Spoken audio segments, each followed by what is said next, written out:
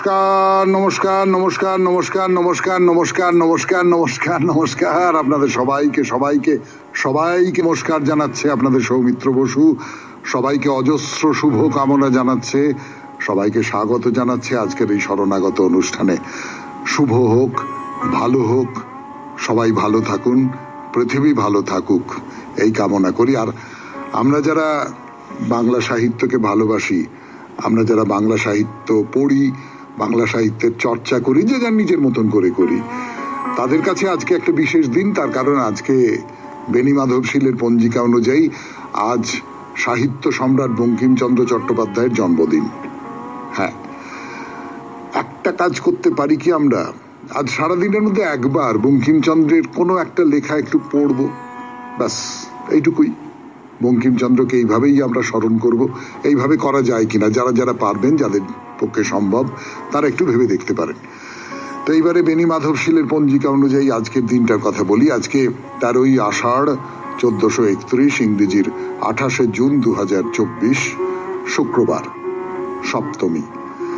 সূর্যোদয়ের সময় ভোর 4:58, সূর্যাস্তের সময় সন্ধে 6:24। পূর্ব ভাদ্রপদ নক্ষত্র। জন্মে কুম্ভ রাশি, শূদ্রবর্ণ, মতান্তরে বৈশ্যবর্ণ, নরগণ। দিনের বেলা 6:44 গতে মীন রাশি, বিপ্রবর্ণ। আমাদের হোয়াটসঅ্যাপে চিঠি পাঠাবার নাম্বার 9831922927। চিঠির গোড়ায় অতি অবশ্যই SG লিখতে হবে।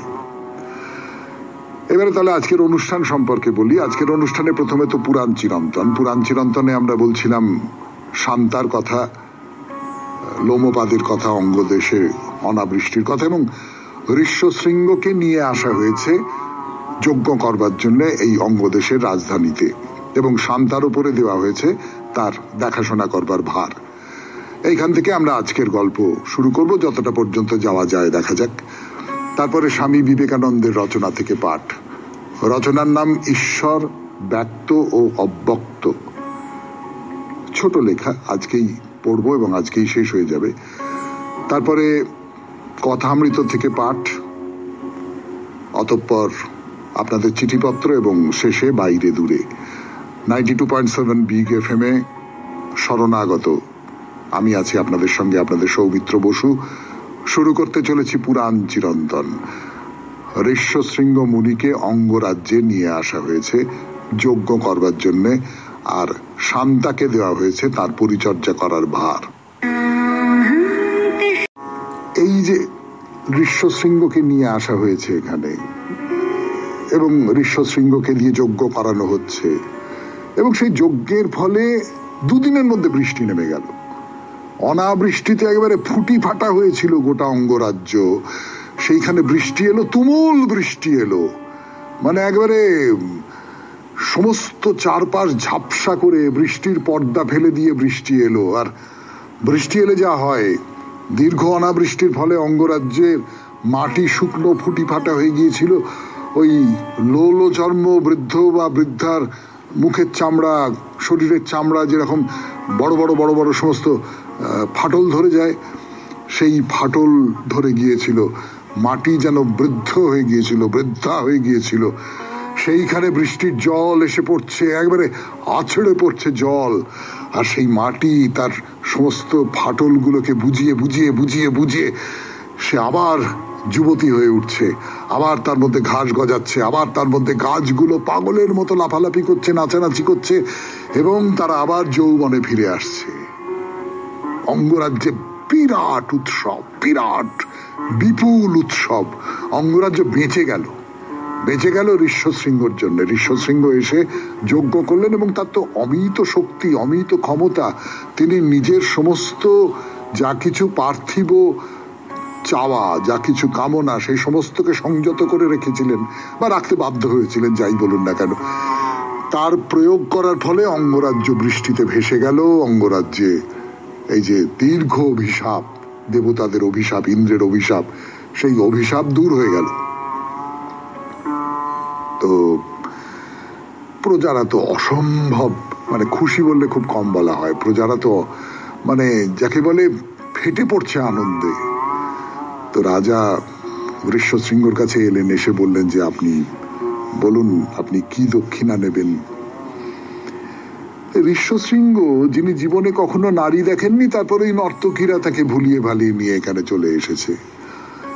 তারপরে শান্তার সাহচর্য পেয়েছেন তিনি, সব সময় তার কাছে কাছে আছে শান্তা, তাকে কিছু চাইতেও হচ্ছে না। কেমন করে যেন শান্তা তার মনের খবর জানতে পেরে গিয়ে ঋষ্যশৃঙ্গর কাছে তার যা কিছু চাওয়া সেটা এগিয়ে দিচ্ছে। শান্তাকে তিনি মনে মনে ভালোবেসে ফেলেছেন। তো তিনি বললেন, মহারাজ যদি দক্ষিণা দেবেন বলে স্থির করে থাকেন, তাহলে আপনি রাজকুমারী শান্তাকে আমায় দিন। আর এর চেয়ে ভালো খবর আর কি হতে পারে, এর চেয়ে ভালো প্রস্তাব আর কি হতে পারে। রাজা, সেই সঙ্গে প্রজারা, মন্ত্রী, সভাসদ যারা ছিলেন, তারা একবারে সোল্লাসে চিৎকার করে উঠলেন, হ্যাঁ খুব ভালো, খুব ভালো, খুব ভালো।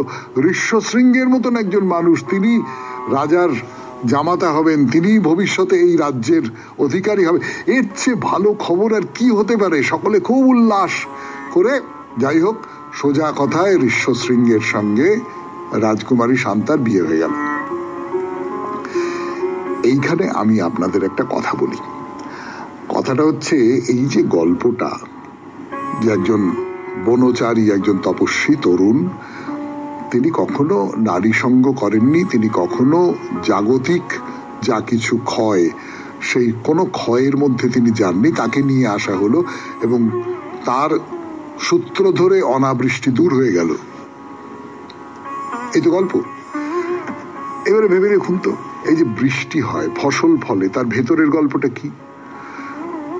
আমি যদি ধরে নিই যে মাটি, শস্যক্ষেত্র, সে যেন নারীর মতন, সে অফলা হয়ে আছে, সে শুকিয়ে যাচ্ছে, বৃষ্টি আসে ওপর থেকে, আকাশ থেকে এসে পড়ে, তার ফলে মাটিতে শস্য হয়, এটাই আদিম মানুষের ধারণা।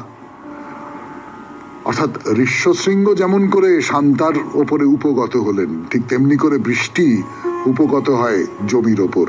তারই যেন একটা রূপক চেহারা গল্পের আকারে এই ঋষ্যশৃঙ্গ এবং শান্তার সম্পর্কের মধ্যে এবং অনাবৃষ্টি দূর হওয়ার মধ্যে দিয়ে প্রকাশিত হলো। আমার তো এইরকমটা মনে হয়। যাই হোক, আমরা গল্পের অন্যদিকে যাই এবার। বিভাণ্ডক, তিনি তো খাবার দাবার সংগ্রহ করে এসে আশ্রমে এসে দেখলেন নাকি আশ্রমে ঋষ্যশৃঙ্গ নেই। এবং শুধু তাই নয়, বুদ্ধদেব বসুর সংলাপে অসাধারণ সব বলা আছে যে ছিন্ন মালা পড়ে রয়েছে, কেমন একটা অন্য রকমের গন্ধ, ভোগের গন্ধ, নাগরিক গন্ধ। বিভাণ্ডক কিছু বুঝতে পারছেন না।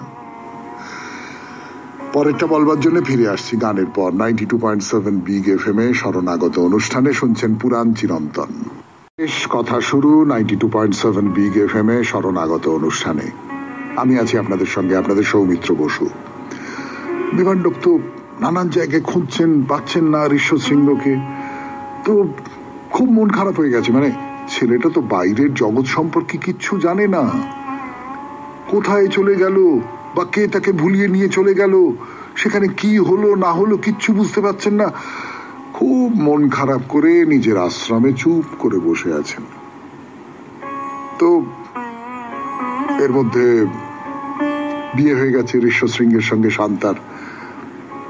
নতুন বউকে নিয়ে তো ঋষ্যশৃঙ্গ তার বাবার সঙ্গে দেখা করতে যাবেন। তিনি গেলেন।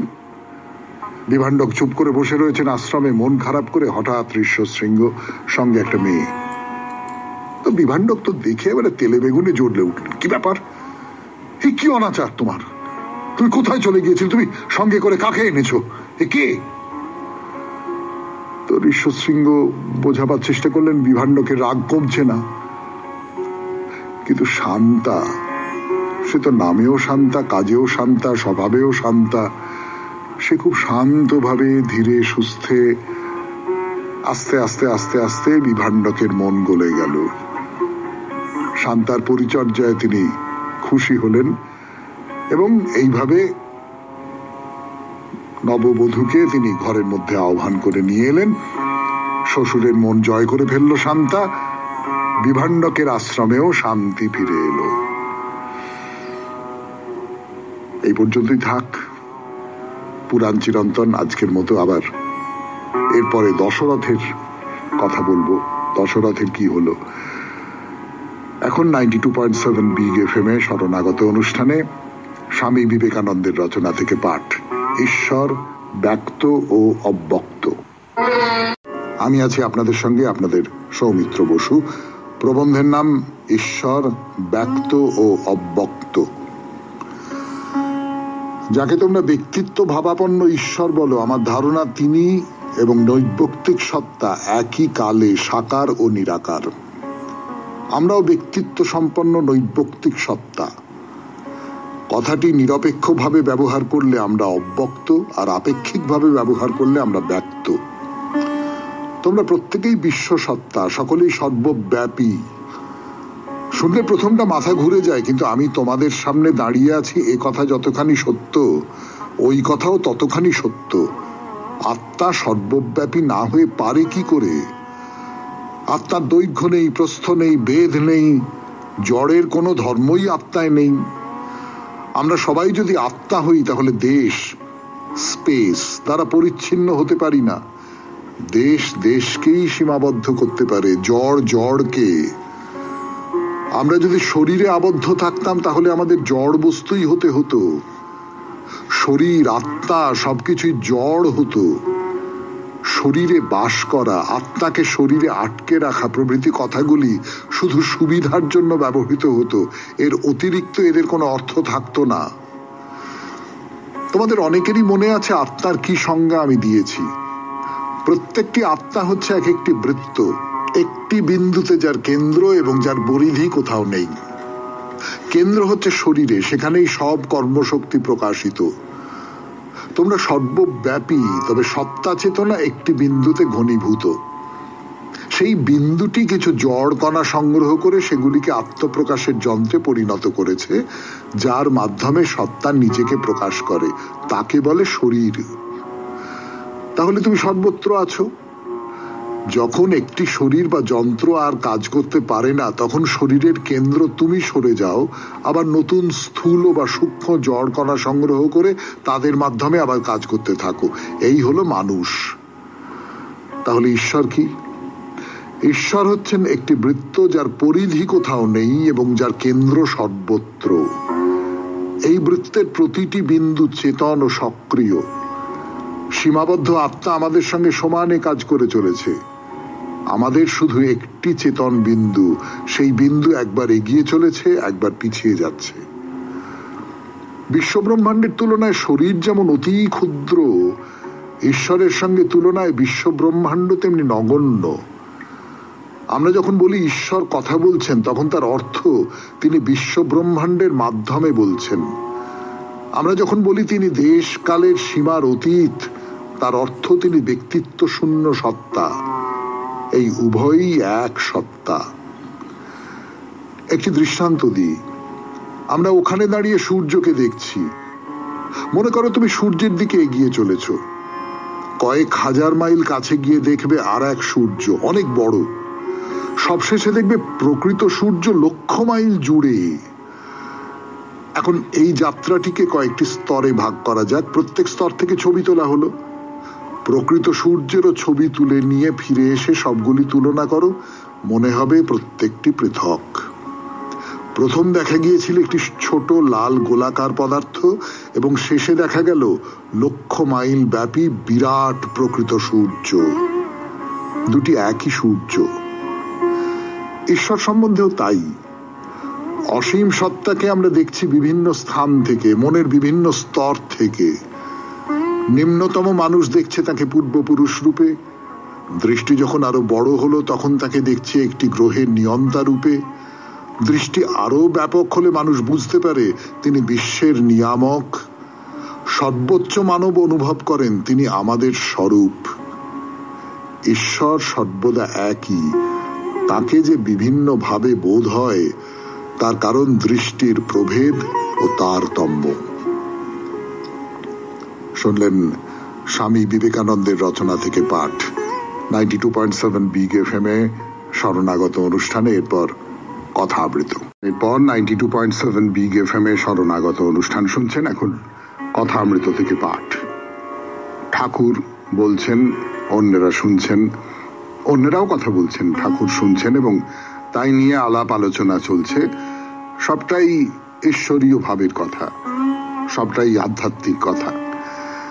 যেমন সাকার নিরাকার নিয়ে কথা হচ্ছিল, সে তো বলেছি আপনাদের। তার সূত্র ধরে ঠাকুর বলছেন সুখ দুঃখের কথা উঠে পড়েছে। তো মাস্টারমশাই শ্রীম তিনি বলছেন তা কেন হবে, সুখ বোধ হলেই দুঃখ, আপনি সুখ দুঃখের অতীত। তাহলে এই যে একটা কথা আছে না, চক্রবৎ সবকিছু পরিবর্তিত হচ্ছে, সুখ এবং দুঃখ যেন চক্রবৎ ঘুরছে, চাকার মতন করে ঘুরছে। সুখ আসছে, সুখ চলে যাচ্ছে, দুঃখ আসছে, দুঃখ চলে যাচ্ছে, সুখ আসছে। ওই গানে আছে যে সুখ দুঃখ দুটি ভাই, একজন চলে গেল আরেকজন এলো, সে চলে গেল আরেকজন এলো। জীবনে তো এইটাই হয়। এবং এই যে না আর হ্যাঁ, এই দুটো পাশাপাশি আছে। মানে যদি হ্যাঁ না থাকতো তাহলে নাও থাকতো না, যদি আলো না থাকতো তাহলে অন্ধকারও থাকতো না, যদি ভালো না থাকতো তাহলে মন্দও থাকতো না। এ তো খুব সোজা কথা। আমরা এই যে হ্যাঁ আর না, ভালো আর মন্দ, আলো আর অন্ধকার, এ দুইয়ের মধ্যে চক্র খাচ্ছি যাকে বলে। তো সেইটে আমরা কোনোটাকে ভালো বলে মনে করছি, কোনোটাকে খারাপ বলে মনে করছি, কোনোটাকে ঠিক বলে মনে করছি, কোনোটাকে বেঠিক বলে মনে করছি। এই মনে করার মধ্যে দিয়ে আমাদের যে জীবনের চক্র সেটা প্রবাহিত হয়ে আসছে। কিন্তু এমনটা যদি হয়, ভালো নেই মন্দও নেই, আলো নেই অন্ধকারও নেই, ন্যায়ও নেই অন্যায়ও নেই, কোনটা ভালো কোনটা মন্দ সে তো আমরা ঠিক করেছি, কোনটা ন্যায় কোনটা অন্যায় সে তো আমরা ঠিক করেছি, কোনটা আলো কোনটা অন্ধকার সে তো আমরা ঠিক করেছি। যদি ধরে নেওয়া যায় যে এগুলো কিচ্ছু নেই, তাহলে কিরকম হয়? সুখ বোধ হলেই দুঃখ। তো ঠাকুর সম্পর্কে বলছেন মাস্টার যে আপনি সুখ দুঃখের অতীত, আপনার কাছে সুখও নেই দুঃখও নেই। এই কথাটা খুব গুরুত্বপূর্ণ হয়ে উঠবে এই আলোচনায়। কেন সে কথা একটু পরেই জানতে পারা যাবে। তো ঠাকুর বলছেন যে হ্যাঁ, আর আমি দেখছি বাজিকর আর বাজিকরের খেলা, বাজিকরই সত্য, তার খেলা সব অনিত্য, স্বপ্নের মতো। এই যে জীবনে নানান রকমের দুঃখ কষ্টের মধ্যে দিয়ে আমি যাই, আমি তো দুঃখ পাই, আমি তো কষ্ট পাই, আমি যন্ত্রণা পাই, আবার আমি আনন্দ পাই, আমি সুখ পাই, এসব কিছু পাই। কিন্তু ওপর থেকে কেউ একজন এইগুলোর মধ্যে দিয়ে আমাকে পার করে দিচ্ছেন খেলা হিসেবে। যদি এই খেলা হিসেবে তিনি পার করে দিচ্ছেন এটা ধরে নেওয়া যায়, তাহলে কিন্তু আর কোনো সমস্যা নেই। দুঃখের দিনে যদি ধরে নেওয়া যায় যে হ্যাঁ তিনি দুঃখ দিয়েছেন তার খেলা, সুখের দিনে যদি ধরে নেওয়া যায় হ্যাঁ তিনি সুখ দিয়েছেন তার খেলা, তাহলে সুখ আর দুঃখ কোনোটাই গায়ে লাগে না। এইটা যেমন একটা ঘটনার কথা বলছেন, যে তার আগে বলি যে ঠাকুর বলছেন যখন চণ্ডী শুনতাম তখন ওইটি বোধ হয়েছিল, এই শুম্ভ নিশুম্ভ জন্ম হলো, আবার কিছুক্ষণ পরে শুনলুম বিনাশ হয়ে গেল। কথামৃত থেকে পড়ে শোনাচ্ছি আপনাদের 92.7 বিগ এফএম এ শরণাগত অনুষ্ঠানে। ফিরে আসছি গানের পর। 92.7 বিগ এফএম এ শরণাগত অনুষ্ঠানে আমি আছি আপনাদের সঙ্গে, আপনাদের সৌমিত্র বসু। তো ঠাকুর কি বলছেন, বলছেন যে যখন চণ্ডী শুনতাম তখন ওইটা মনে হয়েছিল যে এই শুম্ভ নিশুম্ভ জন্ম হলো, আবার কিছুক্ষণ পরে শুনলাম বিনাশ হয়ে গেল। আমরা যখন কোনো একটা কাহিনী শুনি তখন তার মধ্যে একটা বিশাল জীবনকে একটা ছোট্ট খোপের মধ্যে পুরে দেওয়া হয় না, যে এই হলো তারপরে এই হলো তারপরে এই হলো তারপরে এই হলো তারপরে এই হলো, 10 মিনিটের মধ্যে 15 মিনিটের মধ্যে 20 মিনিটের মধ্যে আমরা গোটা জীবন একটা হয়তো জানতে পেরে গেলাম, বা জীবনের একটা খুব বড় অংশ যেটা অনেক দিন ধরে ঘটে চলেছিল, যেটা অনেক দিন ধরে ঘটে চলার কথা, সেটা জানতে পেরে গেলাম। তো এই যে যখন এই রকম করে দেখি তখন আমি তো সেই জীবনের মধ্যে প্রবেশ না করে আমি যেন একটু উপরের তলা থেকে দেখি। অনেক অফিসে দেখবেন কিরকম হয় যে ধরুন একটা বড় ঘর, হ্যাঁ বিশাল বড় একটা ঘর, সেই ঘরের মধ্যে অনেকে বসেন, অনেক অফিসার বসেন, তাদের ছোট ছোট ছোট ছোট সব ঘর করে দেওয়া হয়েছে। হ্যাঁ, চার কোনা ছোট ছোট ছোট ছোট ঘর, এবং সেই ঘরের যে দেওয়াল, সেই দেওয়ালটা ধরুন 7 ফুট উঁচু বড় জোর, কি 6 ফুট উঁচু বড় জোর। বসে থাকা অবস্থায় তাকে দেখতে পাওয়া যাবে না, তিনি দাঁড়িয়ে উঠে হয়তো এদিক ওদিক তাকিয়ে কাউকে ডাকতে পারেন, এই এদিকে শোনো তো, এই ফাইলটা নিয়ে যাও, এরকম বলতে পারেন। আজকাল অবশ্যই ফাইল নিয়ে যাওয়ার ব্যাপারটা উঠেই গেছে, এখন তো সব মেল করে দেয়। যাই হোক, একটু জল দিয়ে যাও তো, একটু চা দিয়ে যাও তো, এরকম হতে পারে। তো জীবনটা এইরকম অনেকগুলো ছোট ছোট ছোট ছোট ঘর দিয়ে তৈরি। একটা ঘরের থেকে আরেকটা ঘরে যাচ্ছি, সুখের ঘর থেকে দুঃখের ঘরে যাচ্ছি, দুঃখের ঘর থেকে আবার সুখের ঘরে যাচ্ছি, এইরকম করে চলছে। কিন্তু আমি যদি একটু ওপর থেকে দেখি, ছাদের ওপর থেকে, মানে ওপরের দেওয়ালটা থেকে আমি নিচের দিকে তাকিয়ে দেখছি, তখন তো আমি সবটাই দেখতে পাচ্ছি, সবটাই দেখতে পাচ্ছি, খোপগুলো দেখতে পাচ্ছি, কিন্তু সবটাই কোন খোপে কে আছেন, কি করছেন, সবটাই আমি দেখতে পাচ্ছি। তো সেই রকম করে আমি যখন চণ্ডী পড়ছেন ঠাকুর, তখন সেই চণ্ডী পাঠের মধ্যে দিয়ে এই জন্মালো, এই হলো, যুদ্ধ হলো, তারপর মরে গেল, এই সমস্তটা এক লপ্তে দেখা হয়ে গেল। এইটা হচ্ছে আসলে জীবন। কোনো কোনো মানুষ, তারা খুব মহৎ মানুষ, আমাদের মতো নন, তারা জীবনকে এইরকম সামগ্রিকতায় দেখতে পান, আমরা দেখতে পাই না। এই হচ্ছে আসল কথা, গোড়ার কথা। মাস্টার বলছেন যে আমি কালনায় গঙ্গাধরের সঙ্গে জাহাজে করে যাচ্ছিলাম, জাহাজের ধাক্কা লেগে এক নৌকো লোক 20-25 জন ডুবে গেল, স্টিমারের তরঙ্গের ফেনার মতো জলে মিশিয়ে গেল। এই তো বাজিকরের খেলা। বাজিকর খেলা দেখলেন, তাদের ওই রকম করে মেরে ফেলে। এইখানে আমি একটা কথা বলবো আপনাদের, রবীন্দ্রনাথের কথা, 92.7 বিগ FM এ শরণাগত অনুষ্ঠানে। একটু গান শুনে নি, তারপর রবীন্দ্রনাথের কথা বলবো বলেছিলাম আপনাদের, সেটাও একটা দৃষ্টিভঙ্গি আমি বলি আপনাদের। সেটা হচ্ছে রবীন্দ্রনাথ মানসী বলে তার একটা কাব্যগ্রন্থ আছে, সেইখানে এরকম একাধিক কবিতা রয়েছে। তার মধ্যে একটা গল্প রয়েছে, যে গল্পটার সঙ্গে মাস্টারমশাইয়ের এই গল্পের মিল আছে খুব। একটা কবিতা, তার নাম সিন্ধু তরঙ্গ।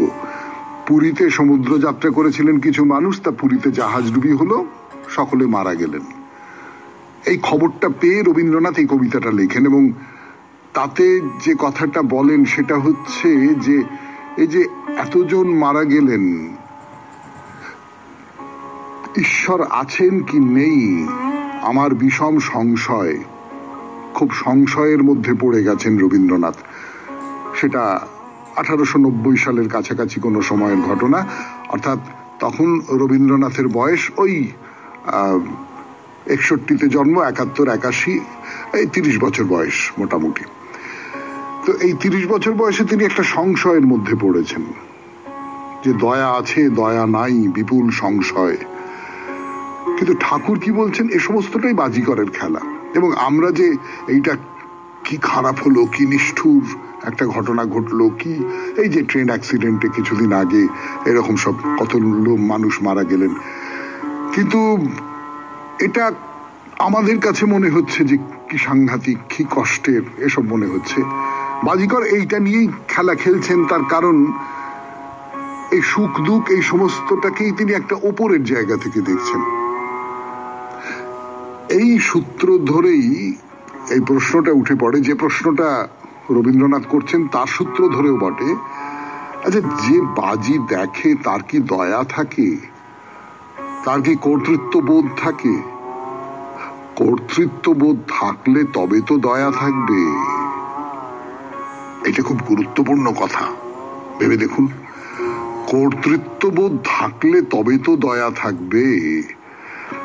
তার উপরে আমার কোনো একটা জায়গায় একটা অধিকার আছে, কোনো একটা জায়গায় আমার এক ধরনের একটা একটা একটা এইরকমটা হতে পারে, এইরকমটা হওয়ার কথা, এই যে বোধটা আছে, এই বোধটা মানে তার সম্পর্কে আমার মনের মধ্যে একটা কর্তৃত্বের বোধ, এইটা নেই আমার। ধরা যাক আমাদের নিজেদের ক্ষেত্রেও হতে পারে, এই যে আমি কত রকম, প্রত্যেক পলকপাতে লক্ষ কোটি প্রাণী চির আঁখি মুদিতেছে। সে কাহার খেলা? আমার প্রত্যেকটা পা ফেলায় কত কত অদৃশ্য সব প্রাণী মরে যাচ্ছে। তাদের সম্পর্কে আমার কোনো বোধ নেই। কর্তৃত্ব মানে তো বোধ, এই বোধটা নেই। তো যে বাজি দেখে তার কি এই বোধটা থাকে? যদি বোধটা না থাকে তাহলে তো দয়াও থাকবে না। আমি যে পা ফেলে প্রত্যেক পলকপাতে লক্ষ কোটি প্রাণীকে মেরে ফেলছি, চোখের একবার পলক ফেললাম, তাতে তাদের সম্পর্কে আমার বোধ নেই, সেই জন্য তাদের সম্পর্কে আমার কোনো দয়াও নেই। আজকের মতো এই পর্যন্তই থাক। কথামৃত থেকে পাঠ 92.7 বিগ এফএম এ শরণাগত অনুষ্ঠানে এইবার আপনাদের চিঠিপত্র। ফিরে আসছি গানের পর। 2.7 বিগ এফএম এ শরণাগত অনুষ্ঠানে, এবং সেই সঙ্গে তমাল মুখার্জি, ডানকুনি হাউজিং এস্টেট, ডানকুনি, হুগলি থেকে। তমাল বাবুর চিঠি পড়ে শোনাবো আপনাদের। পত্রের প্রথমে আপনাকে জানাই আমার সশ্রদ্ধ নমস্কার, আর শরণাগত পরিবারের সকলকে জানাই আমার আন্তরিক শুভেচ্ছা ও ভালোবাসা।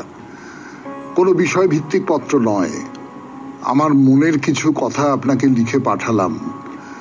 যদি পাঠযোগ্য হয় পাঠ করবেন, সকলে শুনতে পাবেন, জানতে পারবেন আমার মনের কিছু কথা। আর যদি পাঠ না হয় তাহলেও দুঃখ নেই। আমার প্রিয় মানুষ, আমার প্রিয় বন্ধু, আমার সুখ দুঃখের সাথী, খুব কাছের মানুষ তো জানতে পারলো, তাতেই আমি খুশি হব, মনে মনে আনন্দ পাব। মানুষের জীবনের প্রতিটি দিন, প্রতিটি ক্ষণ একরকম ভাবে কাটে না। সে ব্যক্তিগত জীবন, পারিবারিক জীবন, সামাজিক জীবন যাই হোক, সর্বত্রই পরিবর্তন হতে থাকে। কখনো দিন কাটে সুখে, কখনো কাটে দুঃখে, কখনো আসে সচ্ছলতা, আবার কখনো দেখা দেয় দারিদ্র। কখনো থাকে প্রাচুর্য, তো কখনো আবার অভাব অনটন আসে। কখনো ভোগ করে সুস্থতা, কখনো আক্রান্ত হয়ে পড়ে রোগ শোকে। কখনো দেখা দেয় সুদিন, আবার কখনো আসে দুর্দিন। কখনো আসে বিজয়, আবার কখনো আসে পরাজয়। কখনো আসে সম্মান, তো আবার কখনো লাঞ্ছনা। তাই আনন্দে উচ্ছ্বসিত না হয়ে অথবা দুঃখে কখনো ভেঙে না পড়ে এগিয়ে চলার পথে ধৈর্য ধরে এগিয়ে যেতে হবে। ঈশ্বরের কৃপায়, ঠাকুরের দয়ায় পথের সব বাধা বিপত্তি দূরে সরে যাবে। হে ঠাকুর, হে ঈশ্বর, জগজ্জননী মা, আমাকে চিন্তা শক্তি দাও, এগিয়ে যাওয়ার বল দাও, বুদ্ধি দাও, জ্ঞান দাও, শ্রদ্ধা দাও, ভক্তি দাও, ভালোবাসা দাও। নমস্কারান্তে, তমাল মুখার্জি, ডানকুনি হাউজিং এস্টেট, ডানকুনি, হুগলি। হ্যাঁ, আপনি যে কথাগুলো লিখেছেন সেগুলো খুব চিরায়ত কথা বলতে যা বোঝায় সেই রকম চিরায়ত কথা, এবং খুব সুন্দর করে লিখেছেন। সত্যি তো তাই। এবং এই যে আমার পড়তে পড়তে মনে হচ্ছিল যে এই যে আমি কথামৃত থেকে পাঠ করি, তার মধ্যেও কিন্তু এই কথাগুলোই বলা আছে। এই যে আমাদের শাস্ত্রে রয়েছে এরকম অজস্র কথা রয়েছে। সুখে বিগত স্পৃহ, দুঃখে অনুদ্বিগ্ন মনা হয়ে থাকা, এই যে উপদেশ, আপনি তারই একটা আপনার মতন করে তার একটা রূপ আমাদের সামনে মেলে ধরেছেন। আপনাকে অসংখ্য ধন্যবাদ তমালবাবু। এবারে তাহলে বাইরে দূরে 92.7 বিগ এফএম এ শুনছেন জীবনের সহজ পাঠ, শরণাগত। বাইরে দূরে, তাহলে আমরা এসে পড়েছি কামারপুকুরে।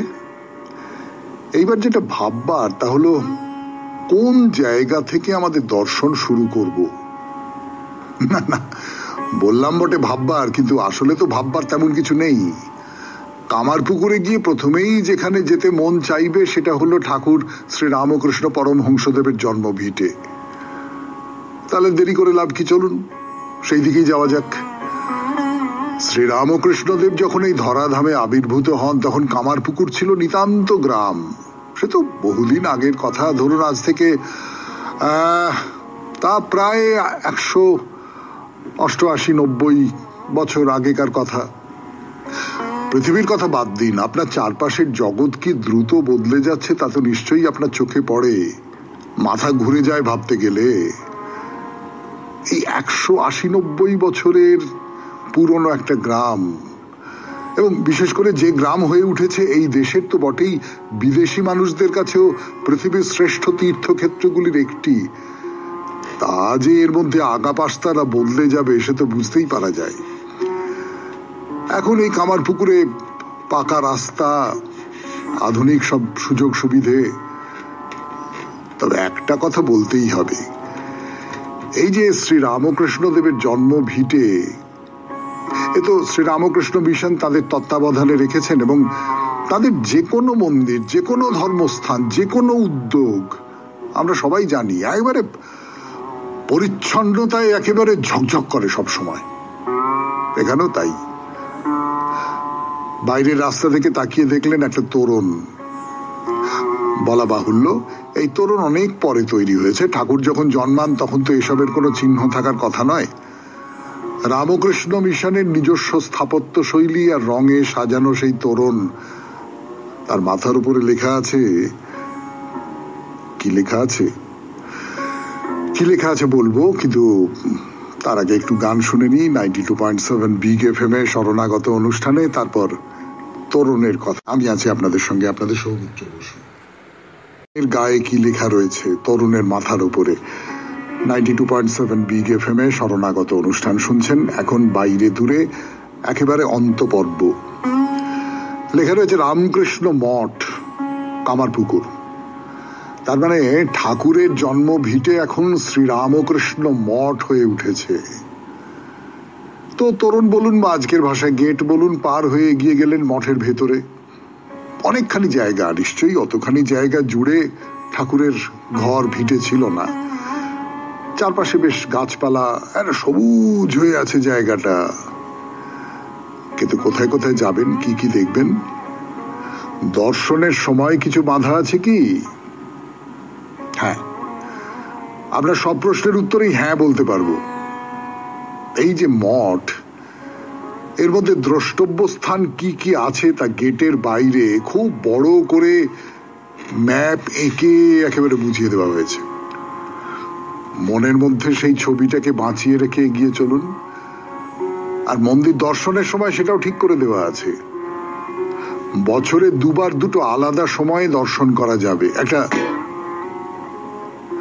একটা নোটিশ বোর্ড দেওয়া আছে, সেখানে বাংলা এবং ইংরেজিতে যা লেখা রয়েছে, মানে ইংরেজিটা বাদ দিন, আমি বাংলায় যা লেখা আছে সেইটা পড়ে শুনিয়ে দিই। শ্রী রামকৃষ্ণ মঠ, কামারপুকুর। মন্দির দর্শনের সময় এপ্রিল থেকে সেপ্টেম্বর, তার মানে গরমকাল, সকাল 6টা থেকে 11:30, বিকেল 4টে থেকে রাত্রি 9টা। আর শীতকাল ধরা হচ্ছে অক্টোবর থেকে মার্চ পর্যন্ত। মন্দির দর্শনের সময় কি? সকাল 6:30 থেকে 11:30, বিকেলবেলা 3:30 থেকে 8:30। সময়ের খুব সামান্য পরিবর্তন, কিন্তু সেটাও স্পষ্ট করে ঘোষণা করে দেওয়া আছে। প্রথমে কি দেখা যায় একটা কথা বলি, চলুন একটা আম গাছ দেখতে যাই। আম গাছ, এবং সেই গাছটার চারপাশ একেবারে লোহার জাল দিয়ে ঘিরে রাখা হয়েছে। দেখলে দূর থেকে দেখো, কাছে গিয়ে ছোঁয়া চলবে না। মোটামুটি ধরুন 170 বছর আগে গদাধর ক্ষুদিরাম চট্টোপাধ্যায়ের ছেলে এই আম গাছটি নিজের হাতে পুঁতেছিলেন। সেই গাছ এখন কত বড় হয়ে উঠেছে, কত দিকে ডালপালা মেলে দিয়েছে আকাশে। এই গাছটির সামনে দাঁড়িয়েই আজকের শরণাগত শেষ করি। আমাদের হোয়াটসঅ্যাপে চিঠি পাঠাবার নাম্বার 9831922927। চিঠির গোড়ায় অতি অবশ্যই SG লিখতে হবে। এবার তাহলে কবিতা পড়ি, রবীন্দ্রনাথের কবিতা। স্পষ্ট মনে জাগে 30 বছর আগে, তখন আমার বয়স 25। কিছুকালের তরে এই দেশেতেই এসেছিলেন, এই বাগানের ঘরে। সূর্য যখন নেমে যেত নিচে, দিনের শেষে ওই পাহাড়ে পাইন শাখার পিছে নীল শিখরের আগায় মেঘে মেঘে আগুন বরণ কিরণ রইত লেগে। দীর্ঘ ছায়া বনে বনে এলিয়ে যেত পর্বতে পর্বতে। সামনের ওই কাঁকড় ঢালা পথে দিনের পরে দিনে ডাক পিয়নের পায়ের ধ্বনি নিত্য নিতেম চিনে। মাসের পরে মাস গিয়েছে, তবু একবারও তার হয়নি কামাই কভু। আজও তেমনি সূর্য ডোবে সেইখানেতেই এসে পাইন বনের শেষে। সুদূর শৈলতলে সন্ধ্যা ছায়ার ছন্দ বাজে ঝর্ণা ধারার জলে। সেই সেকালের মতোই তেমনি ধারা, তারার পরে তারা আলোর মন্ত্র চুপি চুপি শোনায় কানে পর্বতে পর্বতে। শুধু আমার কাঁকড় ঢালা পথে বহুকালের চেনা ডাক পিয়নের পায়ের ধ্বনি একদিনও বাজবে না। আজকে তবু কি প্রত্যাশা জাগলো আমার মনে। চলতে চলতে গেলেম অকারণে ডাকঘরে সেই মাইল তিনেক দূরে। দ্বিধা ভরে মিনিট 20 এদিক ওদিক ঘুরে ডাকবাবুদের কাছে শুধাই এসে, আমার নামে চিঠিপত্তর আছে? জবাব পেলেম, কই কিছু তো নেই। শুনে তখন নত শিরে আপন মনেতেই অন্ধকারে ধীরে ধীরে আসছে যখন শূন্য আমার ঘরের দিকে ফিরে, শুনতে পেলেম পিছন থেকে করুণ গলায় কে অজানা বললে হঠাৎ কোন পথিকে, মাথা খেও, কাল করো না দেরি। ইতিহাসের বাকিটুকু আঁধার দিল ঘেরি।